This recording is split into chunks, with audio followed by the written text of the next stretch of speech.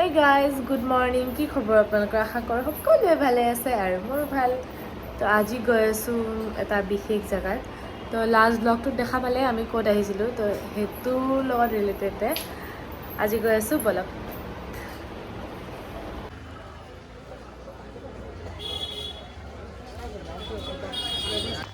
তো আমি আহি পাই গ'লোঁ জেগাটোলৈ আৰু সকলোৱে হয়তো চিনি পাইছে। এয়া আহি পালোঁ আমি জগন্নাথ মন্দিৰ।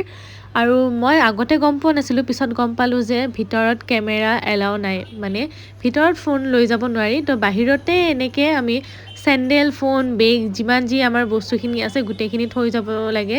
তো এনেকৈ আমি থৈ ল'লোঁ লকাৰত। বাহিৰত তাতে লকাৰ পাই ধুনীয়াকৈ, আপোনালোকে টেনশ্যন ল'ব নালাগে কোনোবাই গ'লেও।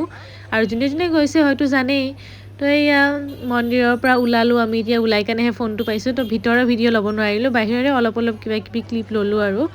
তো এয়া চাওক জগন্নাথ মন্দিৰ। আৰু তাৰপিছত মই ওলাই ভাবিলোঁ ইয়াৰে এটা বস্তু বহুত ফেমাছ, সেইটো হ'ল এই বস্তুটো।